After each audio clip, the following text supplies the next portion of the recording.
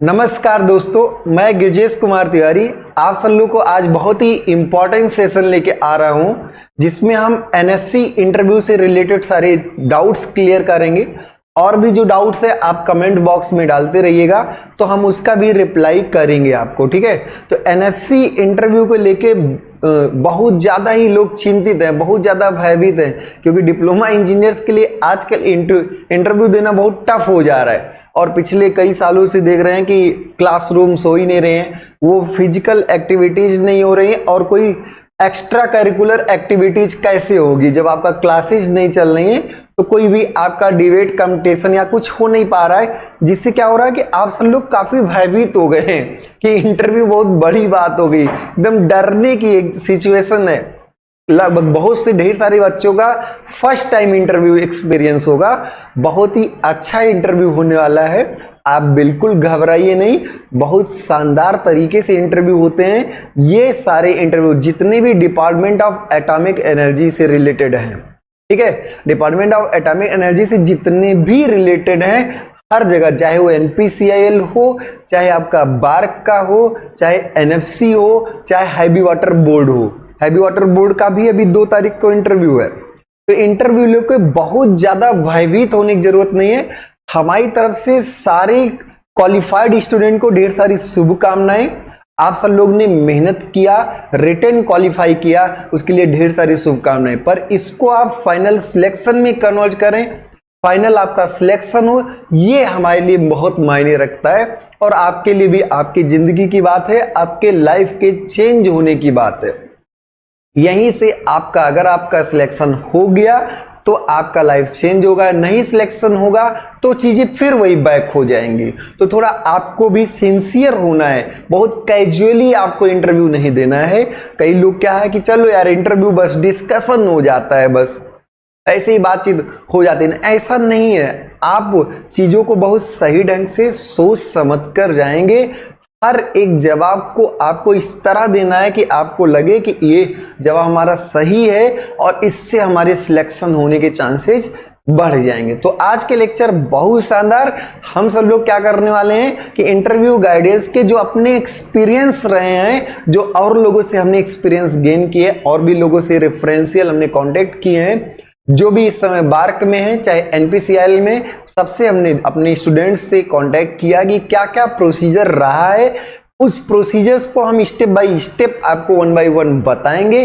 बिल्कुल घबराने की जरूरत नहीं है। तो आज के लेक्चर्स को आप सब में शेयर करें।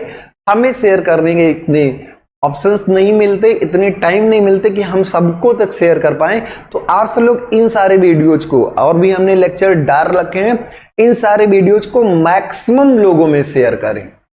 जितने भी स्टूडेंट्स हैं मैक्सिमम लोगों में शेयर करें, जिससे क्या होगा, सभी लोगों का फायदा होगा और सारे बच्चे कुछ सीख सकेंगे, कुछ समझ सकेंगे। हमने सारे वीडियोज फ्री डाल रखे हैं, तो आप सब लोग उसको 1 बाय 1 देखें, आप भी देखें। खैर आज इंटरव्यू गाइडेंस है तो उस पर हम सब लोग आगे बढ़ते हैं। ठीक है, पहली बात सबसे शुरुआत करते हैं कि आप सब लोगों ने एग्जाम दिया, रिटन क्वालिफाई किया, ढेर सारे लोगों का रिटन क्वालिफाई हुआ। वैकेंसी जो नोटिफिकेशन था, ऑफिशियल वैकेंसी आपकी 16 थी, बढ़ घट भी सकती है, इसमें कोई वो आश्चर्य की बात नहीं है, क्योंकि वैकेंसी जो आई बहुत पहले आई हुई थी। वैकेंसी 2019 के लास्ट का नोटिफिकेशन हुआ करता है। तो उस समय क्या है कि 2 साल का गैप है, इन 2 सालों में भी वैकेंसी बढ़ी होंगी, लोग रिटायर हुए होंगे और डिमांड बढ़ी होगी, वर्क करने के प्रोसेस बढ़े होंगे। तो हम मान के चलते हैं कि वैकेंसीज कुछ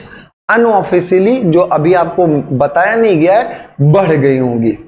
पहली बात तो 16 वैकेंसीज है, रिटन क्वालिफाई आपने किया, और भी वैकेंसी 1300 कुछ बच्चों को क्वालिफाई कराया गया। सबको इंटरव्यू के लिए 1 to 150, पहले आप जब इंटरव्यू की लिस्ट जो आई है उसमें आप देखेंगे 14 तारीख को 1 से लेकर 150 लोगों तक बुलाया गया है।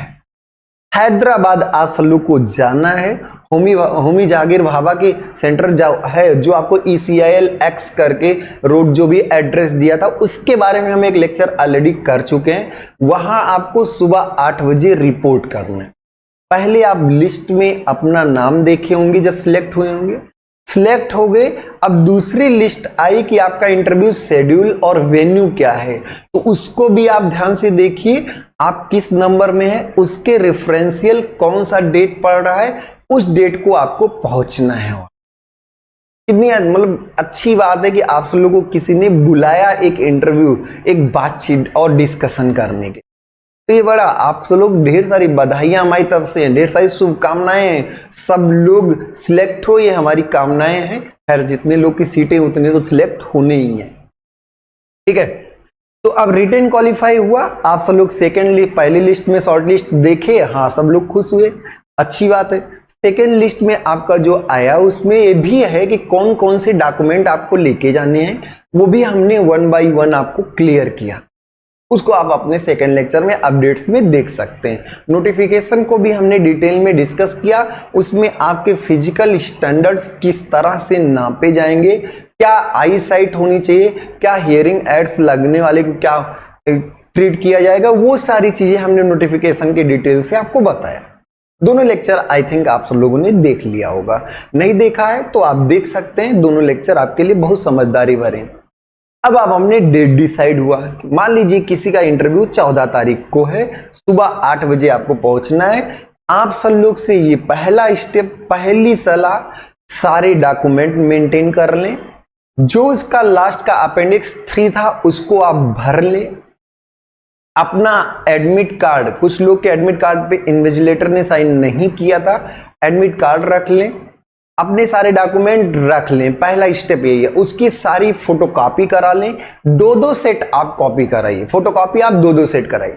सारे आप अपने कास्ट सर्टिफिकेट, आप ईडब्ल्यूएस सर्टिफिकेट, सब कुछ लेकर जाएं जो आपके लिए एप्लीकेबल हो। अगर जम्मू कश्मीर के स्टूडेंट्स हैं तो वो जम्मू कश्मीर का अपना उस ड्यूरेशन का डोमिसाइल सर्टिफिकेट, या जो कुछ भी रहा रॉयट्स में जो 1984 के दंगे में जो प्रभावित रहे, उन सब के लिए जो भी मतलब जिसके लिए रिस्पेक्टिव है वो तैयार कर लें। डॉक्यूमेंट आप तैयार कर लें, एक फाइल होगी आपके पास, उस फाइल में उसको रख लें। डॉक्यूमेंट्स का वहां पर बहुत ज्यादा इंपॉर्टेंस तब तक है जब तक आपका डॉक्यूमेंट वेरीफाई ना हो जाए। उसके बाद आपका एजुकेशनल डिटेल इंटरव्यू के समय नहीं देखे जाने वाला है। फिजिकल स्टैंडर्ड्स में हाइट एक मेन क्राइटेरिया होगा, बहुत टफ मेडिकल नहीं होगा, पर हाइट तो चेक नॉर्मल सी बात है कि हाइट चेक उनके पास होगा तो हाइट चेक करेंगे ही करेंगे। फिजिकल स्टैंडर्ड्स में यह है, वेट चेक कर लेंगे, वेइंग मशीन वहां पर होगी, तो फिजिकल स्टैंडर्ड में बेसिक चीजें तो चेक होनी ही है। आंखों का हो सकता है कि चेकिंग हो, तो कलर ब्लाइंडनेस या नाइट ब्लाइंडनेस है तो वो सब लोग थोड़ा सा सिंसियर होके जाएं, अपने तरीके से प्रिपेयर होके जाएं। तो ये बात तो हो गई बेसिक जो आपको करनी है। ड्रेसिंग सेंस के बारे में बात करें तो जिसमें आप कंफर्ट फील करें, और एक ऐसे कैजुअल अप्रोच नहीं रखना है। आप एक अच्छे ऑर्गेनाइजेशन से जुड़ने जा रहे हैं। न्यूक्लियर फ्यूल कॉम्प्लेक्स जो आपके फ्यूल्स के बंडल को बनाता है, न्यूक्लियर फ्यूल कॉम्प्लेक्स जो आपके न्यूक्लियर पावर प्लांट में फ्यूल के रॉड्स बनते हैं, रॉड के फॉर्म में, सिलेंड्रिकल फॉर्म में जो बंडल्स बनते हैं उनके लिए है। मैकेनिकल इंजीनियरिंग के लिए ज्यादातर प्लांट ऑपरेशन के लिए, प्लांट की मशीनरीज को मेंटेनेंस के लिए बुलाया गया है। हमने आपके वर्क इन्वायरमेंट के लिए भी बता दिया कि किस किस तरीके का आपका वर्क कंडीशन होगा, तो वहां पर आपको प्लांट में मशीनरीज के मेंटेनेंस, जैसे छोटे मोटे पंप्स हैं उनका मेंटेनेंस है, या आप मटेरियल हैंडलिंग से रिलेटेड क्या क्या सेफ्टी और प्रिकॉशन के साथ साथ हम इजिली किस मटेरियल को टाइम रहते हुए मैनेज करके किस शेड्यूल के अकॉर्डिंग आप वहां पर पहुंचा सकते हैं। तो ये सारी चीजें आपको थोड़ी ध्यान देनी। बात समझ में आ रही? तो आपको वर्क इन्वायरमेंट, वर्क कल्चर भी हमने पिछले वीडियोज में बता दिया है। तो एक तो पहली बात कि ड्रेसिंग सेंस में आप ऐसे रहें कि आप भी कंफर्ट फील हो और दूसरा आपकी सिंसियरिटी को समझ सके। कोई ऐसा नहीं कि व्हाइट ब्लैक पहने, ऐसा कोई कलर नहीं, लाइट कलर्स की शर्ट रहे, कोई डार्क कलर का आपका पैंट रहे, ठीक है, ओके, कोई दिक्कत नहीं। लड़कियां भी अपना पैंट शर्ट भी पहन सकती है या सूट सलवार भी पहन सकती है, कोई उसका बहुत बड़ा इशू नहीं है। पैंट शर्ट, वैसे आप इंजीनियर्स हैं तो फुल पैंट शर्ट ही पहने, कोई दिक्कत नहीं। तो एक तरीके से कोई इसका एक डिफिनीशन नहीं है कि आपको ड्रेस कोड क्या है, आप भी कंफर्ट फील होने चाहिए। कोई ऐसा भी नहीं कि कलर्ड है तो नहीं, ये चीजें हैं, कलर्ड भी रहे, बस ये आपका जजमेंटल रहे कि लाइट कलर के शर्ट प्रिफर किए जाते हैं। शूज के बारे में तो आप शूज तो कोई ना कोई पहन के जाएंगे ना, चप्पल पहन के तो नहीं चले जाएंगे। तो इसमें कौन सा बहुत बड़ा क्वेश्चन है सर शूज किस कलर का पहने?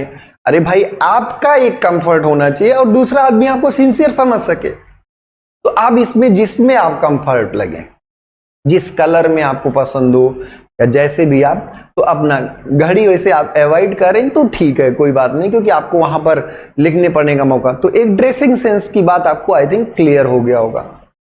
आप वहां टाइमली पहुंचेंगे, ये ध्यान रखिएगा। रहने खाने का अरेंजमेंट आपको करना है। पहले से क्या था कि पहले आपको अपने सेंटर्स पर बुलाते रहे तो वहां आपका अरेंजमेंट करते थे, पर इस बार उन्होंने क्लियरली मेंशन किया है कि रहने आने जाने खाने का आपको ही करना है। SC ST कैंडिडेट हैं तो उनका किराया रिम्बर्स होगा, वो भी कुछ कंडीशन के साथ। वो कंडीशन हमने मेंशन किए सिर्फ SC ST कैंडिडेट के लिए।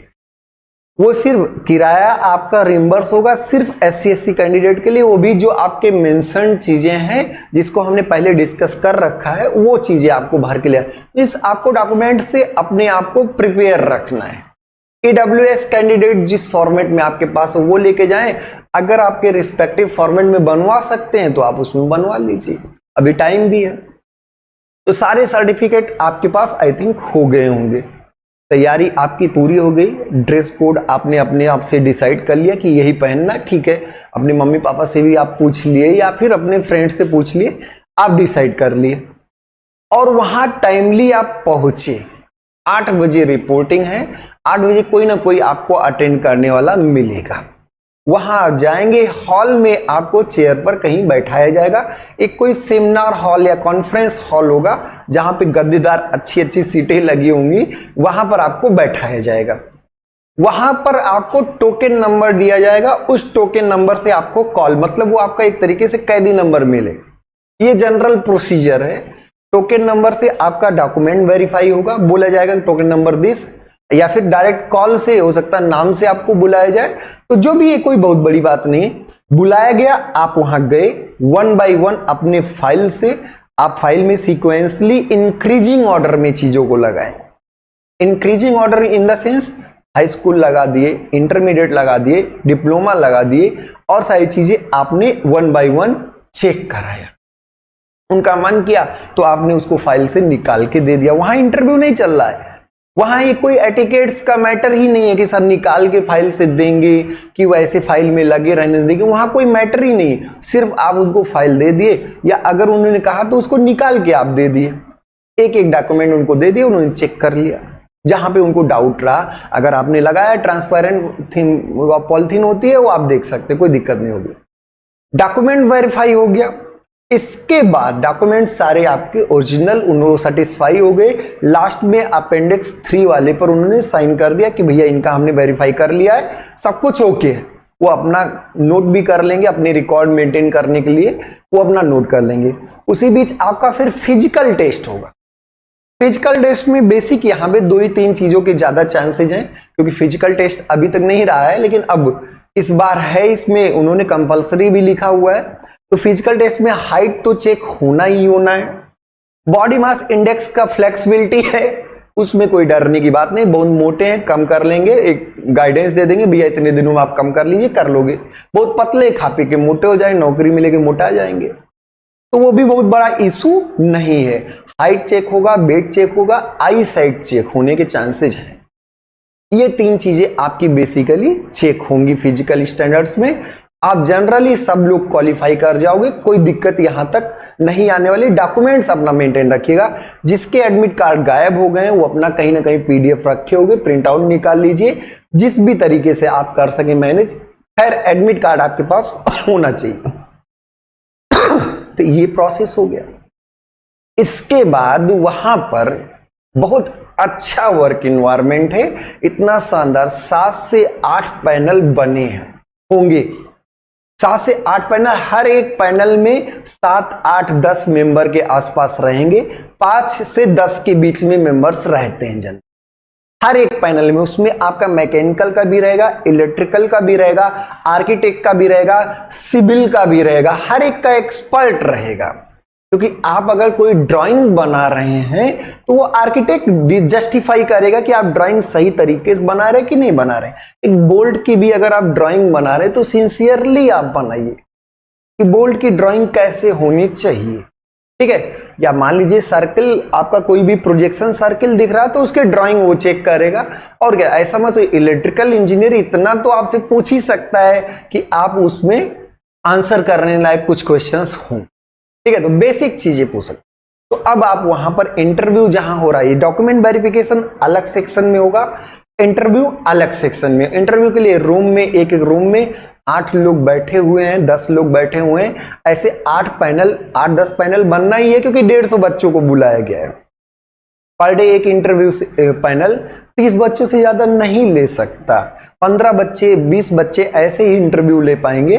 तो उसी हिसाब, क्योंकि ये भी ध्यान रखिए जो एक्सपर्ट होते हैं वो कुछ ना कुछ कामों में इन्वॉल्व होते हैं, तो उनका जितना टाइम यहाँ कंज्यूम हो रहा होता है उतना वहां पर दूसरी जगह उनका लॉस भी हो रहा होता है। उनको उस दिन 2 दिन 3 दिन अपने काम को रोकना होता है। हर एक प्रोजेक्ट से हर कोई इन्वॉल्व होता है, प्रोजेक्ट बेस्ड यहाँ काम चल रहे होते हैं। इसरो का भी जैसे प्रोजेक्ट है कि हमें इस डेट को ये चीज लॉन्च करनी है, तो ये सारी चीजें हैं, समझ में आ रहा। तो इंटरव्यू के लिए आपको बताया गया कि भैया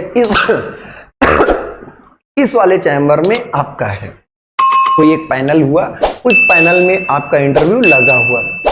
आप वहां गए इंटरव्यू हॉल के आस, बाहर आपको बैठने की व्यवस्था है, बहुत शानदार तरीके से आप बैठे रहे।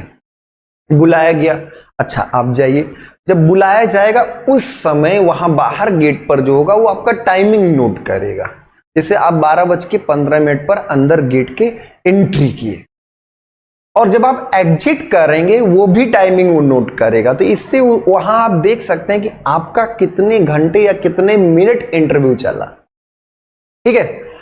अब इंटरव्यू वहां आप अंदर गए तो अंदर आप वही एटिकेट्स है कि नॉर्मली सबको आप विश करेंगे जो टाइमिंग वहां पर रहा हो, गुड आफ्टरनून, गुड मॉर्निंग या फिर जैसा भी। अब वहां पर आप एंट्री किए, आपके बैठने के लिए सीट होगी, बहुत रिलैक्स होके बैठिए, कोई डरने की बात नहीं। और ऐसा मतलब आप अपनी लाइफ में ऐसे इंटरव्यू बहुत कम देखने को मिलते हैं, इसलिए आप जाएं और इंटरव्यू दें। आप वहां बैठेंगे, आपसे पहले वो आपको रिलैक्स करने की कोशिश करेंगे। जैसे इंग्लिश में भी क्वेश्चंस होंगे, हिंदी में भी क्वेश्चंस होंगे, जिसमें आप कंफर्ट हो उसमें आंसर करें। आंसर कोई कंपल्सन नहीं है कि आप इंग्लिश में अपना इंट्रोडक्शन दें, ऐसा नहीं। नाम पूछ लिया, जैसे आपको इंट्रोडक्टरी बेसिक, ये उनका मकसद होता है कि बच्चा रिलैक्स होकर हमारी बातों को आंसर करे। प्योर टेक्निकल इंटरव्यू होगा, प्योर टेक्निकल, हर एक स्टेप को एक एक हम बता रहे हैं आपको। आप जाके वहां बैठेंगे, वो आपसे इतनी बात पूछेंगे, कब आए आप। जैसे आप मान लीजिए 8 बजे रिपोर्टिंग है, तो आप हो सकता है रात में या कल ही पहुंच जाए वहां शहर में, तो कब आए, कहाँ रुके, डिप्लोमा में कितना परसेंटेज रहा, क्या नाम है, कहां से डिप्लोमा किया है, तो ये आपका पूछ सकते हैं इतने तक। अच्छा पिताजी खेती करते हैं, तो ये सारी चीजें बस ये शुरुआत के समय में रहेगा, 1 मिनट या 2 मिनट ऐसा रहेगा कि आपसे वो कुछ हॉबीज और सारी चीजें, फालतू के कोई भी क्वेश्चंस नहीं होंगे। सिर्फ ऐसे क्वेश्चन होंगे कि कोई जैसे आपसे बात कर रहा है, इंटरेक्ट कर रहा है और आप रिलैक्स हो गए। तो भाई कोई भी आपके घर का हालचाल पूछ ले, पिताजी क्या करते हैं, अच्छा खेती तो बढ़िया हो रही ना, ऐसे कोई अगर बोल दे तो आप रिलैक्स हो जाते कि अच्छा ये तो अपने जैसा है, अपनी तरीके की बात कर। तो अगर आप इंग्लिश में बोलना चाहते हैं आंसर, तो वो आपके पूछेगा, आपके फादर्स के बारे में पूछेगा, आपके बारे में पूछेगा, तो आप इंग्लिश में आंसर कर सकते हैं, और हिंदी में चाहें तो हिंदी में आंसर कर सकते हैं, कोई दिक्कत नहीं। जिसमें आप कंफर्ट फील करें उसमें आंसर करें, और ऐसे लैंग्वेज को लेके वहां बोलना भी नहीं कि sir I am comfortable in English और इन हिंदी, ऐसा कुछ नहीं। आई एम कंफर्टेबल बोलने की जरूरत नहीं, आप जिस मोड तक आ जाएंगे उस 1 मिनट में आप अपना मोड बता देंगे कि आप किस मोड में हैं। वो आपको मोड डिसाइड करने के लिए 1-2 मिनट रिलैक्स करेंगे। और हिंदी में अगर आप चाहते तो हिंदी में, ठीक है, एक बार है तो उस पर क्या किया जाए। अब शुरुआत यहां पर होती है, चेयरमैन होता है, शुरुआत में आपसे मोस्टली ये बातें होती, मोस्टली ये बात होती है कि आप अपने कुछ इंपॉर्टेंट सब्जेक्ट्स लिख दीजिए। अब ऐसा वो बहुत क्लासिफाई नहीं करते कि टॉप 5, ऐसा नहीं बोलते वो। और अगर टॉप 5 बोलते भी तब भी आपको 5 सब्जेक्ट नहीं तैयार हो तो क्या करेंगे, जबरदस्ती 5 सब्जेक्ट लिखेंगे क्या? जबरदस्ती लिखोगे फिर प्रॉब्लम होगी। तो ऐसा आपको नहीं करना है। आपको क्या करना है, जो आपके इंपॉर्टेंट, जो आपको फेवरेट का मतलब नहीं अच्छा लगता है, बस मजा आता है देख के, बहुत रंगीन, ऐसा नहीं, जिसमें आपको डेप्थ में नॉलेज हो। डेप्थ में भी ना हो तो कम से कम बेसिक बहुत सही नॉलेज हो, तो ये आपको करना है, ठीक है। तो अब आपको हम थोड़ा बता देते, आप पहुंचे वहां पर, पहुंचे तो आप सब चीजें समझ गए ना, डॉक्यूमेंट वेरिफिकेशन और सारी चीजें। इंटरव्यू की बात हम इंटरव्यू पे ज्यादा फोकस करेंगे। इंटरव्यू की बात हो गई।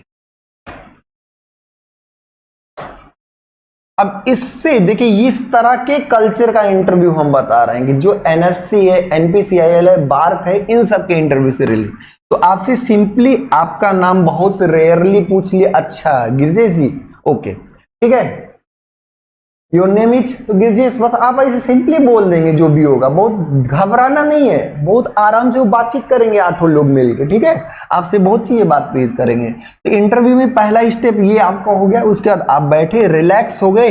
रिलैक्स होने में आपने मोस्टली ये होता है, बार्क के इंटरव्यू में, एनएससी के इंटरव्यू में, इन सब में मोस्टली ये होता है। तो आप अपने सब्जेक्ट्स मेंशन करें, सब्जेक्ट्स। अब उसमें अगर उन्होंने कहा भी है 5 सब्जेक्ट, लेकिन आपको जिसमें कंफर्टेबल है वही बताइए। तो जनरली लोग क्या करते हैं कि स्ट्रेंथ ऑफ मटेरियल बोल देते हैं। लड़कियों के लिए ये थोड़ा टफ होगा, स्ट्रेंथ ऑफ मटेरियल वो कम बोलेंगे, पर जनरल हम बात कर रहे हैं। ज्यादातर लोग देखिए बेसिक थर्मोडायनेमिक्स, ये बातें आपके जनरल ही होते हैं, क्योंकि ये इसका एक्सपेरिमेंटल बेस्ड भी क्वेश्चंस बनते हैं। बेसिक थर्मोडायनेमिक्स, देखिए बेसिक थर्मोडायनेमिक्स और थर्मल इंजीनियरिंग अलग अलग है। अगर आप थर्मल इंजीनियरिंग बोलते हैं, पावर प्लांट इंजीनियरिंग बोलते हैं, तो पावर प्लांट में आपके क्या होते हैं, कई डाइवर्सिफिकेशन है, और उसमें हर एक पावर प्लांट में ढेर सारे पार्ट्स लगे होते हैं। जैसे टरबाइन अलग है, बॉयलर अलग है, पंप अलग है, कंडेंसर अलग है, इवेपोरेटर अलग है, कूलिंग सिस्टम अलग है, कोल हैंडलिंग अलग है, और न्यूक्लियर है तो इसमें रिएक्टर्स के बारे में पूछे जाएंगे।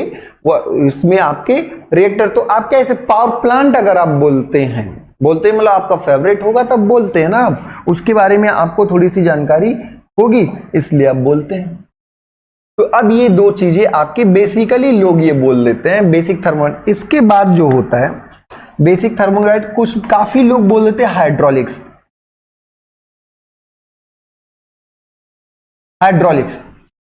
काफी लोग हाइड्रोलिक्स के बारे में बोल देते हैं क्योंकि इसमें बड़े, तो हाइड्रोलिक में 2 चीजें, एक हाइड्रोलिक और एक हाइड्रोलिक मशीन्स है। अब इसमें हाइड्रोलिक मशीन्स में स्पेसिफिकली पंप होगा, आपका पंप होगा, इसके बाद टरबाइंस होंगे। तो पंप, टरबाइंस, इन सब के बारे में डिटेल में आपसे वो पूछ सकते हैं, क्योंकि वहां पर प्लांट में लगे होते हैं सारी चीजें, तो प्लांट में है तो पूछेंगे, ऑब्वियस है। तो हाइड्रोलिक्स जनरली लोग बोल देते हैं, कुछ लोग थ्योरी ऑफ मशीन्स बोल देंगे।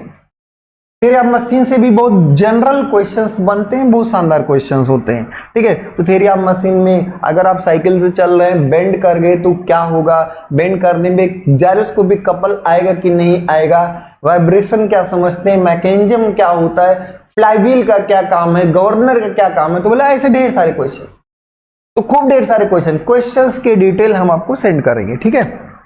इसके बाद कुछ लोग अभी आज सीखे हैं सर, चलो हम उन लोग का क्या कॉन्सेप्ट होता है, चलो इंजीनियरिंग मैकेनिक्स बोल देते हैं। अगर किसी को अच्छा लग रहा है तो इंजीनियरिंग मैकेनिक्स बोल दीजिए, पर इंजीनियरिंग मैकेनिक्स में फ्रिक्शन से रिलेटेड क्वेश्चंस बनेंगे, फ्रिक्शन से रिलेटेड डिटेल में क्वेश्चंस होंगे। और इसके बाद वो ज्यादातर आपसे स्क्रू जैक, लीवर के बारे में, मशीन्स के बारे में, पुली सिस्टम के बारे में पूछ लेते हैं। लीवर क्या, first class lever, second class lever क्या है, पुली के बारे में पूछेंगे। ये अगर आप लास्ट अब 5 पूरा ही करना है तो 5 पूरे में इंजीनियरिंग मैकेनिक्स किसी ने बोल दिया। कुछ लोग क्या होगा HMT, पर खैर HMT आप सब लोग ना बोलें, क्योंकि आप सब लोग के लेवल पे HMT का उतना वेटेज नहीं है। तो HMT को कुछ लोग RAC बोल देंगे। तो आरएसी में बहुत शानदार क्वेश्चन बनते हैं आरएसी में बहुत ढेर सारे क्वेश्चन बनते, तो आप पहले हम प्रोसीजर बता रहे हैं, फिर हम क्वेश्चंस पर आएंगे कि किससे क्या क्या क्वेश्चंस बनता है, बात समझ। और क्वेश्चंस के जो कलेक्शन डिटेल हैं ये हम टेलीग्राम चैनल पे अपने लिंक में डाल देंगे, आप सब लोग उसको देख सकते हैं। हमने भी और लोगों से उसको मंगाया है, देखा है, उसको हम भेज रहे हैं, तो और लोगों की जो एक्सपीरियंस रहे हैं वही हम आपको दे रहे हैं। बहुत कम लोग क्या करते हैं, मैन्युफैक्चरिंग प्रोसेस बोल देते हैं। मैन्युफैक्चरिंग में कास्टिंग, वेल्डिंग और ढेर सारे प्रोसेस हैं, तो मैन्युफैक्चरिंग वैसे बहुत कम लोग बोलते हैं, क्योंकि मैन्युफैक्चरिंग बहुत डाइवर्स एरिया है, बहुत बड़ा है, और वो सब भी मैन्युफैक्चरिंग से बहुत रेयर क्वेश्चन, खैर डिप्लोमा लेवल पे मैन्युफैक्चरिंग से भी क्वेश्चन पूछे जाते हैं, ये ध्यान रखिएगा। और उनका वर्क इन्वायरमेंट भी तो ऐसा है, तो आप मैन्युफैक्चरिंग भी बोल सकते हैं, ऐसा कुछ नहीं है, मैन्युफैक्चरिंग भी बोल दें। अब देखिए स्ट्रेंथ ऑफ मटेरियल में ही आपका डिजाइन भी हो गया है, इसी में आपका डिजाइन सम्मिलित है, ध्यान रखिएगा। डिजाइन अलग से बहुत बोलने की जरूरत नहीं, अगर डिजाइन बोलते हो तब भी वही क्वेश्चन पूछेंगे, और स्ट्रेंथ ऑफ मटेरियल बोलते हो तब भी वही क्वेश्चन बोलेंगे, समझ में आ रही बात। तो थर्मल हो गया, थर्मल में आप ज्यादातर बेसिक थर्मोडायनेमिक्स को प्रेफर करें, ठीक है। कुछ लोग थर्मल, ठीक है, थर्मल अगर आपका तैयार है थर्मल ही बोलिए। आरएसी अच्छे से तैयार है तो साइकोमेट्रिक चार्ट के हर एक पॉइंट आपके क्लियर होने चाहिए, कहां पे बेड बल्ब टेम्परेचर होगा, कहां पे ड्राई बल्ब टेम्परेचर होगा, किसके किसके बीच में बनता है, रूम की कंडीशन को शो करिए, रूम में अगर आइस गला दिए तो क्या होगा, मतलब ऐसे ऐसे क्वेश्चन जो पूछे गए हैं, जो और बच्चों से पूछे गए हैं, उसी का हम आपको कलेक्शन बताएंगे, उसी से रिलेटेड चीजें बताएंगे। हर एक सब्जेक्ट को एक एक करके अभी आते हैं, मेंशन करते। तो आप 5 सब्जेक्ट अपना लिख दिए, गारंटेड इसके बाद की सारी बातें, इस 5 सब्जेक्ट के बाद की सारी बातें इन्हीं रिलेटेड सब्जेक्ट से ही होगी।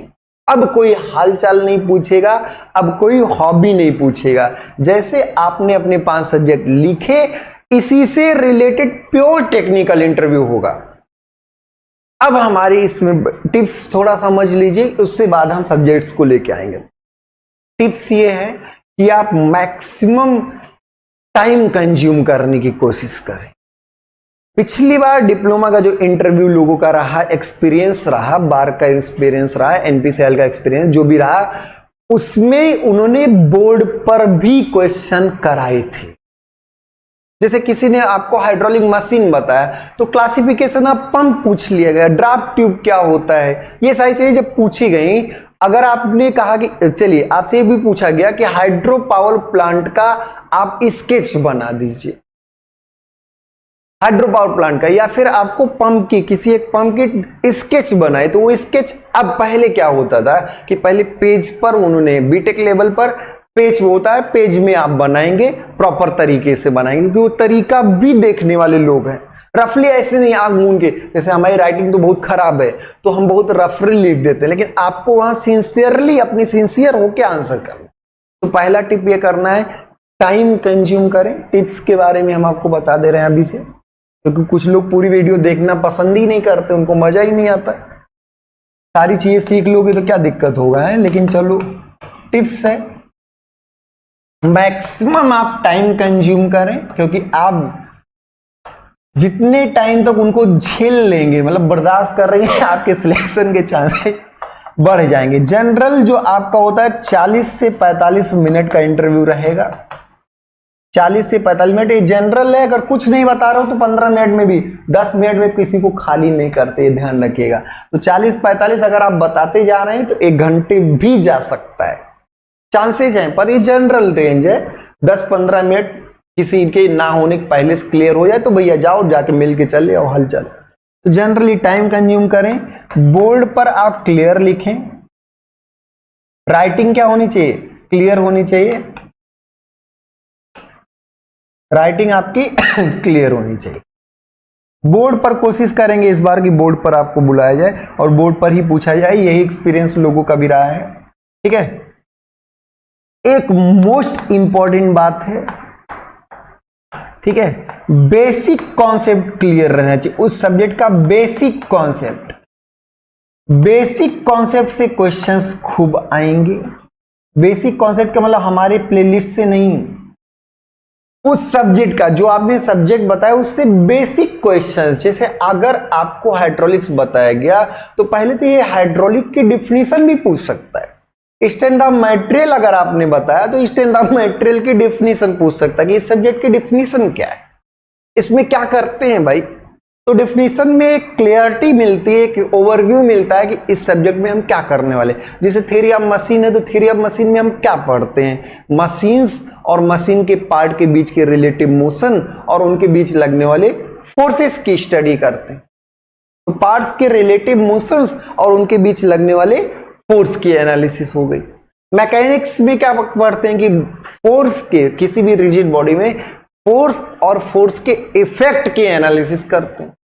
ऐसे अगर आपका 100 में स्ट्रेंथ ऑफ मटेरियल है तो स्ट्रेंथ ऑफ मटेरियल में हम क्या करते हैं, फोर्स के कारण किसी बॉडी में होने वाले डिफॉर्मेशन की एनालिसिस करते हैं। अब वो फोर्स मूवमेंट भी डेवलप कर सकता है। कुल मिला जुला के डिफॉर्मेबल बॉडी एनालिसिस हो गई।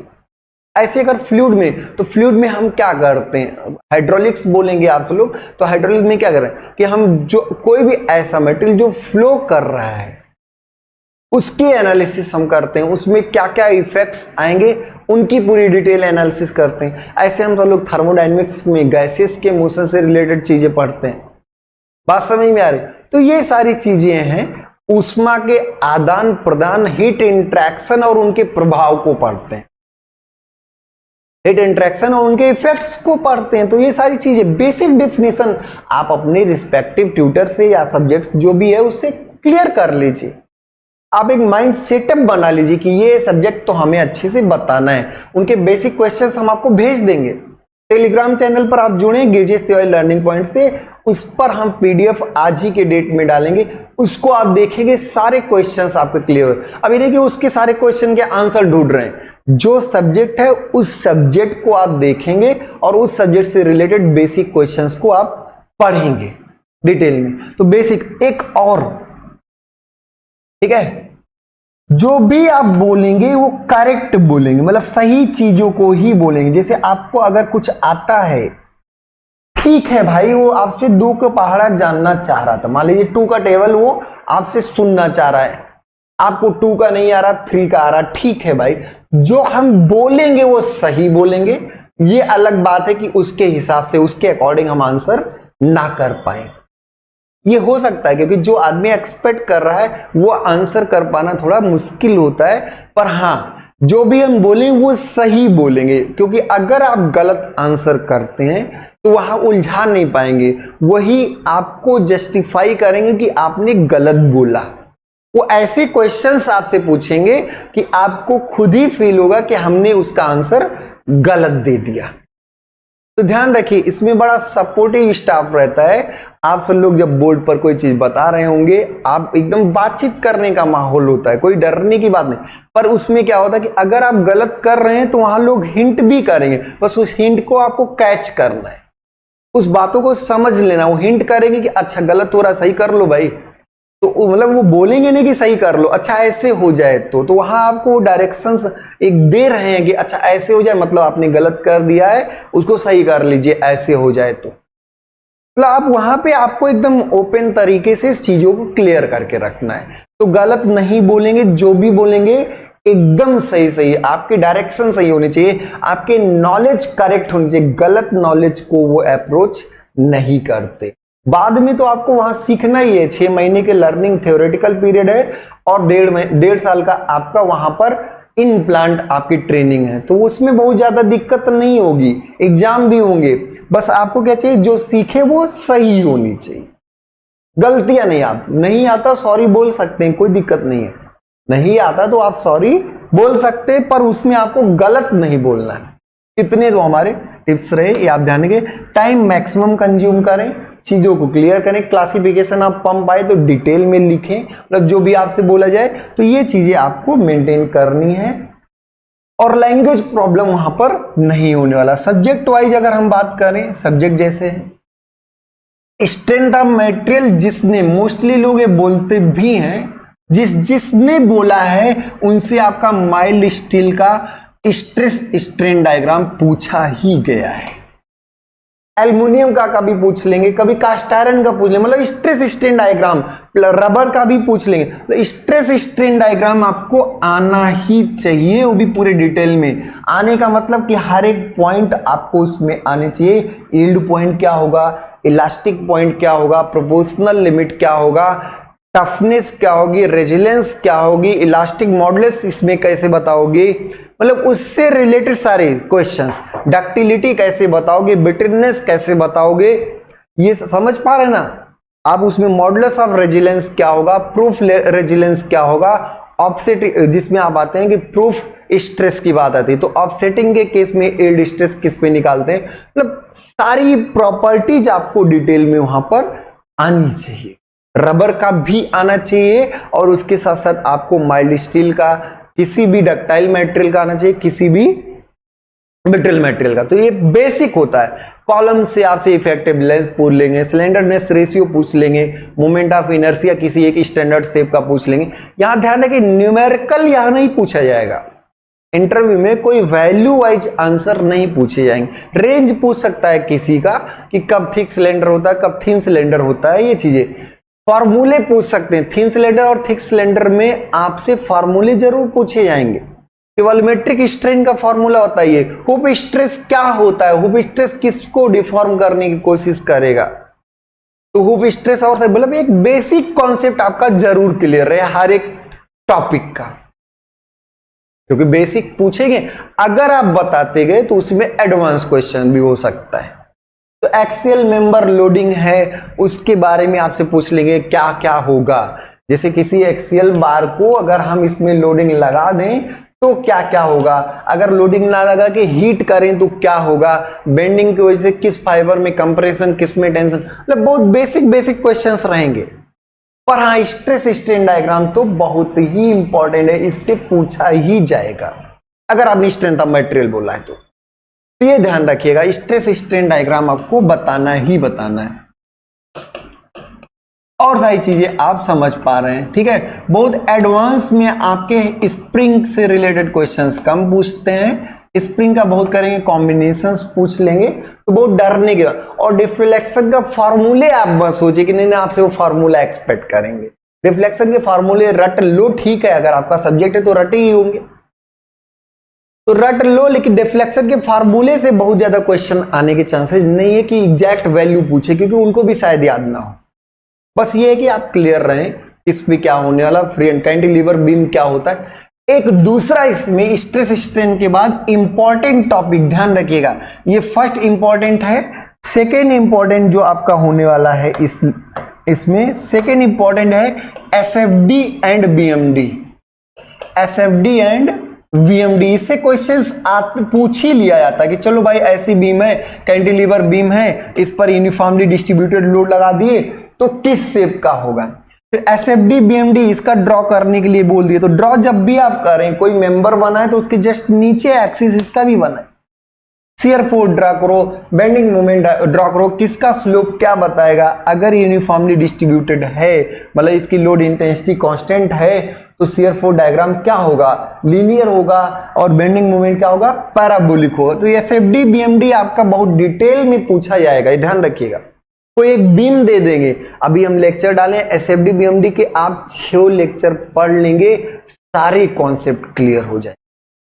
पॉइंट ऑफ कॉन्टेक्ट फ्लेक्चर क्या होता है, तो एसएफडी बीएमडी से वो जनरली पूछ ही लेते हैं। बेंडिंग फार्मूला पूछ लेंगे, टॉर्सन फार्मूला पूछ लेंगे, डिप्लोमा टॉर्सन फार्मूला, तो sigma by y equal to M by I, ये सारी बेंडिंग फार्मूले, ये सारी चीजें।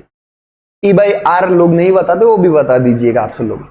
तो स्ट्रेंथ ऑफ मटेरियल का बेसिक क्वेश्चंस जरूर याद कर लीजिए, हर एक का समझ लीजिए। इससे रिलेटेड सारे क्वेश्चंस हम आपके टेलीग्राम चैनल पर डाल देंगे। टेलीग्राम चैनल का नाम वही गिरजेश तिवारी लर्निंग पॉइंट है, और जिसका लिंक आपको डिस्क्रिप्शन बॉक्स में दे दिया गया, तो वहां हम अभी पीडीएफ डाल देंगे, ठीक है। ये हो गया बेसिक थर्मोडायनेमिक्स, बहुत इंपॉर्टेंट है, इससे बहुत बेसिक क्वेश्चन बनते हैं। किसी पिस्टन सिलेंडर अरेंजमेंट में एयर भर रहे हैं, उसके सिलेंडर को मतलब क्या कर रहे हैं, पिस्टन को वहीं पर रोके हुए हैं, बाहर कौन सा प्रेशर है, एटमॉस्फेरिक प्रेशर है, हीट कर दिए तो क्या होगा, मतलब उसमें टेम्परेचर में कैसा वेरिएशन होगा, कैसा प्रोसेस होगा, वॉल्यूम कांस्टेंट होगा कि नहीं होगा, प्रेशर कांस्टेंट होगा कि नहीं होगा, मतलब ये सारी चीजें रिलेटेड मतलब प्रोसेस आने चाहिए, डिफिनीशन आने चाहिए, कुछ बेसिक जैसे एंट्रोपी और एंथैल्पी, ये सारी चीजें आनी चाहिए। कॉर्नट साइकिल से क्वेश्चंस आता ही है कि कॉर्नट साइकिल बनाइए, सारे प्रोसेस दिखाइए, एचएस डायग्राम पे दिखाइए, टीएस डायग्राम पे दिखाइए, मतलब पीवी डायग्राम पे दिखाइए। तो आपसे कॉर्नट साइकिल के बारे में सारे डिटेल में पूछ डालेंगे। कॉर्नट साइकिल एकदम डिटेल रहे, क्लॉसेस इक्वेशन मतलब बातें क्या है, केल्विन प्लैंक की स्टेटमेंट क्या है, तो बहुत बेसिक बेसिक क्वेश्चंस समझ में आ रहा। और प्रैक्टिकल क्वेश्चंस भी उसी के साथ साथ रहेंगे कि पिस्टन सिलेंडर अरेंजमेंट में अगर हमने एयर भर दिया तो क्या होगा और नाइट्रोजन भर दिया तो उससे क्या होगा, किसका मोलर हीट कैपेसिटी ज्यादा होगा, किसका कम होगा, ये सारी चीजें। क्रिटिकल टेम्परेचर क्या है, क्रिटिकल प्रेशर क्या है, मतलब ये बहुत बेसिक बेसिक कुछ चीजें आपसे पूछी जाएगी। बेसिक थर्मोडायनेमिक्स, हाइड्रोलिक बोल दिए तो हाइड्रोलिक्स में आपका बेसिक प्रॉपर्टीज ही आप उसी में आप बताएं। विस्कोसिटी क्या होती है, स्पेसिफिक वेट क्या होता है, वेट डेंसिटी क्या होती है, क्या मास डेंसिटी क्या होती है, मतलब ये सारे टर्म, न्यूटोनियंस लॉ ऑफ विस्कोसिटी आप बेसिक पहले चैप्टर से। फिर बॉयंसी में आपसे पूछ लिए कि स्टेबिलिटी के लिए क्या कंडीशन होना चाहिए, मेटा सेंटर कहाँ होना चाहिए, कहाँ नहीं होना चाहिए, स्ट्रीम लाइन क्या होती है, स्ट्रिक लाइन क्या होती है, पाथ लाइन, मतलब और डिटेल्स खूब पूछे जाएंगे। पाइप फ्लो के बारे में पूछिएगा, लॉसेस पूछ लेंगे, मेजर लॉसेस, माइनर लॉसेस, हर एक चीज के बारे में डिटेल में पूछेगा। बाउंड्री लेयर थ्योरी बहुत कम चांस है कि डिप्लोमा लेवल पे पूछें, पर पूछ सकते हैं। जनरली बीटेक लेवल पे बाउंड्री लेयर थ्योरी तो पूछा ही जाता है। मोमेंटम थिकनेस क्या है, एनर्जी थिकनेस क्या है, डिस्प्लेसमेंट थिकनेस क्या है, मतलब उसमें बाउंड्री लेयर थ्योरी से क्वेश्चंस तो पूछ ही लेते हैं। कैसा कर्व बनेगा, लेमिनार फ्लो क्या है, रेनॉल्ड नंबर क्या है, सारे नंबर्स के बारे में भी इसमें पढ़ लीजिए। हाइड्रोलिक्स अगर बोल रहे हैं तो सारे नंबर्स आपको क्लियर होने चाहिए, उसका फिजिकल सिग्निफिकेंस भी मालूम होना चाहिए। थियरी ऑफ मशीन बोल रहे हैं, थियरी ऑफ मशीन में स्टार्टिंग से ही चैप्टर, हर एक चैप्टर से इंपॉर्टेंट है, तो थियरी ऑफ मशीन के साथ मैकेनिज्म से शुरू होगा, गियर से पूछेंगे, गवर्नर से पूछेंगे, फ्लाईव्हील से पूछेंगे, बेसिक बेसिक क्वेश्चंस पूछेंगे, बहुत बेसिक क्वेश्चन कि फ्लाईव्हील का काम क्या है भाई, क्यों फ्लाईव्हील लगाते हैं और फ्लाईव्हील लगा देने से क्या परिवर्तन हो जाता है, गवर्नर के रहने से क्या हो जाता है, क्या गवर्नर क्लोज लूप कंट्रोल है, क्या फीडबैक सिस्टम गवर्नर के पास होता है कि हाँ स्पीड बढ़ी तुरंत कंट्रोल करो, हाँ तो ये सारी चीजें, कौन ओपन है कौन क्लोज है, कब फ्लाईव्हील लगाएंगे, कब गवर्नर लगाएंगे, वाइब्रेशंस क्या है, जायरोस्कोप कपल क्या है, कब आएगा जायरोस्कोप कपल, अगर शिप मुड़ रही स्टीयर कर रही है तो आएगा कि नहीं आएगा, मतलब बहुत बेसिक बेसिक क्वेश्चंस, बहुत basic question. Theory of machine में बहुत डरने की जरूरत नहीं है, आसानी से क्वेश्चंस हो गए, बहुत बेसिक क्वेश्चन हो गए। इंजीनियरिंग मैकेनिक्स की बात करें तो इंजीनियरिंग मैकेनिक्स में हमने आपको बता दिया फ्रिक्शन से क्वेश्चंस आएंगे, लामीस थ्योरम भी पूछ लिया जाएगा कभी कभी, लामीस थ्योरम भी आपको पूछा जाएगा, ट्रांसमिसिबिलिटी ऑफ फोर्सेस पूछ लेगा, मोमेंट लॉ पूछ लेगा, स्क्रू जैक, लीवर, पुली, इन सब से क्वेश्चन पूछ लेता है। लीवर और पुली के बारे में फर्स्ट क्लास लीवर का एग्जांपल बताइए, सेकंड क्लास का बताइए, फर्स्ट क्लास पुली सिस्टम बताइए, तो मतलब ये सारी चीजें आपसे। पुली के केस में वेलोसिटी, कोई पुली डायग्राम बना दिए, वेलोसिटी रेशियो बताइए उसका क्या वेलोसिटी रेशियो होगा, मतलब खूब ढेर सारे क्वेश्चन है इससे।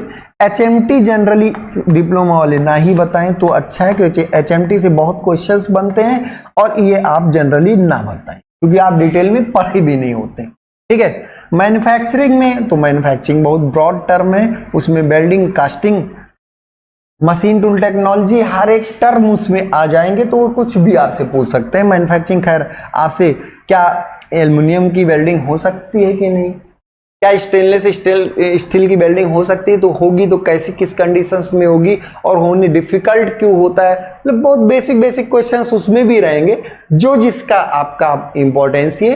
सीक्वेंसिंग वैसे लिखिएगा, क्वेश्चन उसी ऑर्डर में पूछे जाएंगे, टाइम कंज्यूम करने की कोशिश करिएगा, गलत आंसर मत दीजिएगा, डायरेक्शन सही रहेगा तो वो क्वेश्चन इस कर देंगे, घबराइएगा नहीं, आराम आराम से क्वेश्चंस का आंसर दीजिए, बहुत ज्यादा तेज बोलने की जरूरत नहीं है और बहुत धीरे धीरे बोलने की भी जरूरत नहीं। मतलब एक दो बातें होती है, एक वॉइस में वॉल्यूम की बात होती है और एक स्पीड की बात होती है कि जल्दी जल्दी बोल रहे हैं, तो बहुत जल्दी बोलने की जरूरत नहीं है, आराम से बोलिए। बहुत स्लो भी बोलने की जरूरत नहीं कि भाषणबाजी कर रहे हैं, बोल रहे हैं मेरे प्यारे दोस्तों, ऐसे नहीं करना है। लाइक नेचुरल रहिए, आप नेचुरल तरीके से रहिए। कुछ लोग नेचुरली तेज बोलते हैं तो बहुत फास्ट बोलने की जरूरत नहीं। वॉइस भी इतना रहे कि ऑडिबल रहे, वो सुन सके आपकी बातों को। हिंदी इंग्लिश कोई फर्क नहीं पड़ता, जिसमें आप कंफर्ट है उसमें आंसर करें, ठीक है। अपनी कंफर्टनेस के अकॉर्डिंग आपको आंसर करना है, कोई इसमें डरने की जरूरत नहीं। अब मैन्युफैक्चरिंग के साथ आरएसी बड़ा इंपॉर्टेंट, बहुत इंपॉर्टेंट। अगर आप आरएसी बोलते हैं, जो कि सब कोई पढ़ता है और इवन कुछ लोग आरएसी ब्रांचेज आईआरटी के स्टूडेंट्स पढ़ते हैं, तो आरएसी अगर पढ़ेंगे तो साइकोमेट्रिक चार्ट तो आपसे पूछा ही जाएगा। साइकोमेट्रिक चार्ट पूरा डिटेल में पढ़ लें। कुछ लोग हैं तो आपसे पूछा है एरोप्लेन में कौन सा रेफ्रिजरेशन सिस्टम होगा, ठीक है, तो उसमें फिर आपका ब्रेटन साइकिल पूछ लेंगे, रिवर्स कॉर्नट साइकिल पूछ लेंगे। तो ये सारी चीजें आपको, रेफ्रिजरेशन सीओपी पूछ लिया जाएगा, पंप का सीओपी क्या होगा, रेफ्रिजरेटर का सीओपी क्या होगा, सीओपी का इंपॉर्टेंसी क्या है। तो मतलब बेसिक बेसिक क्वेश्चंस रहेंगे, पर उसमें आपका प्रैक्टिकल बेस्ड क्वेश्चन जरूर है। सारे सब्जेक्ट से ध्यान रखिए कि आपको जैसे मान लीजिए कि पंप ऐसे सामने देख के आंसर करना है, तो उसमें पंप के पार्ट क्या होंगे, क्या खराब हो सकता है, इस तरह के क्वेश्चंस रहेंगे। बहुत प्रैक्टिकल क्वेश्चंस रहेंगे। प्योर टेक्निकल होने वाला इंटरव्यू में आपको सपोर्ट भी करेंगे कि आप क्वेश्चंस को बताएं, पर आंसर गलत डायरेक्शन में मत ले जाएं। आंसर देते वक्त कभी गलत डायरेक्शन में मत ले जाएं, क्योंकि डायरेक्शन यहाँ अप्रोच ही आपकी देखी जाती है। सही अप्रोच, सही तरीके से आंसर देने का तरीका, मतलब एक लहजा भी आपका सही होना चाहिए, उठने बैठने के एटिकेट्स भी सही होने चाहिए, आप वहां पर अपीयरेंस आपका अच्छा होना चाहिए, लुक भी आपका अच्छा होना चाहिए। तो सारी चीजें एक इंटरव्यू की तरह जनरल तरीके, ऐसा भी नहीं है कि आप बाल खूब बड़े बड़े करके जुल्फे लहराते हुए खूब अच्छे से बता देंगे तो ले लेंगे, बहुत अच्छा बताएंगे, पर अगर अपीयरेंस अच्छा नहीं है तो वो भी एक अलग निगेटिव इंपैक्ट आता है। तो आप अच्छे से जाएं, शांत ढंग से आंसर्स करें। बहुत अच्छा इंटरव्यू होने वाला है सब लोग का, घबराने की बिल्कुल जरूरत नहीं है, आंसर सही करने की जरूरत है। बात समझ में आ रही? तो आप सब लोग समझ गए होंगे। आई थिंक हमने हर एक बातों को एक एक करके सब कुछ डिटेल में आपको बताया। सब्जेक्ट से रिलेटेड जो चीजें हैं, सब्जेक्ट रिलेटेड चीजें आपको हम टेलीग्राम चैनल पर भी डाल देंगे, उसको भी आप डिटेल में देख लीजिएगा किस सब्जेक्ट से कौन कौन से क्वेश्चंस ज्यादा पूछे जाते हैं, ठीक है। तो सब लोग को हमारी तरफ से ढेर सारी शुभकामनाएं हैं। आप सब लोग खुश रहें, मस्त रहें, सिलेक्शन लें और फाइनल सिलेक्शन के बाद फिर एक मुलाकात होती है। आज हमारी तरफ से ढेर सारी शुभकामनाएं हैं। और कोई अगर डाउट है तो आप कमेंट्स बॉक्स में लिखकर पूछ सकते हैं, उससे रिलेटेड हम आंसर आपको कर देंगे। पीडीएफ हम टेलीग्राम चैनल पर डाल देंगे, इसकी गारंटी है, उससे आपको काफी हेल्प मिलेगा, ठीक है। चलिए, तो आज के लिए इतना, बहुत बहुत धन्यवाद।